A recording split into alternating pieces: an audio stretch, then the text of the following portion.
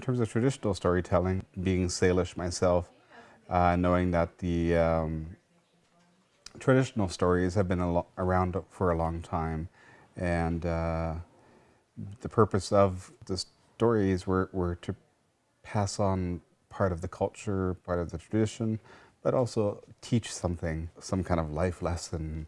And so in terms of the films I work on or do, I want to keep part of that in there. Like, so I'm passing on knowledge of our tradition or our language, try to capture different events, people that I know. And with the film The Snows, it was a poem I wrote about age and snows. And because in our language, we don't ask how old you are, we ask how many snows you are.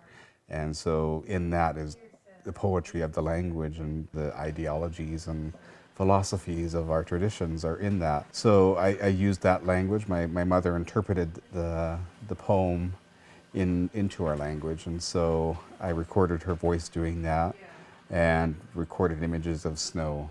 So in that way, like, dance can continue on, music can continue on in these streams. They may be done on a saxophone, might be playing the melody, but still it's that same traditional melody. So like it's rooted in that tradition. The dancer might be doing something different and might be doing it on film or on a set, but yet that traditional movement is still there. I call it random acts of filming. I just sort of break out whatever camera I have and just start filming, and have really no intent at that point. But then while I'm filming, it's like, oh, well, maybe I should take a shot over here. This looks interesting. Yeah, a lot of times I shoot film randomly, but then nothing comes out of it. It's like, that was interesting, but I don't see anything in this. But other times I go, okay, well, this is a cool idea. Let's go with that. And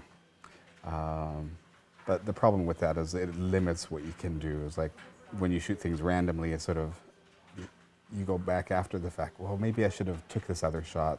It would have added something else to it, but by that point it's like, okay, no, I didn't do that shot, so we're stuck with 2 minutes of footage. What can we do with it? Yeah, all these different layers come after the fact, and the Digital Longhouse project and working on a dance film was really cool. I've always been self-reliant in terms of my audio or in terms of the films I've done. So yeah, it was different having somebody to set up lighting. I was like, oh, actually, we can use the studio with lighting. I was like, wow, that's cool.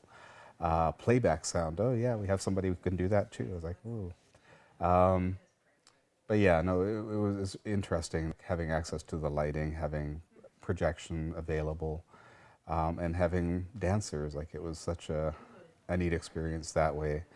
But still, like, I just sort of let things happen as, they would. The choreographer did, the work she was doing, and the camera person kind of knew which angles to work with.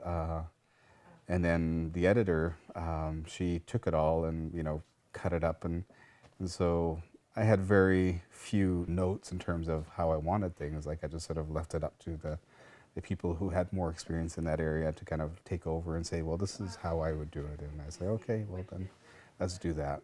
And then we filmed all of that. So, I mean, there's all these different levels of, there's tradition there, but like it's within a different context.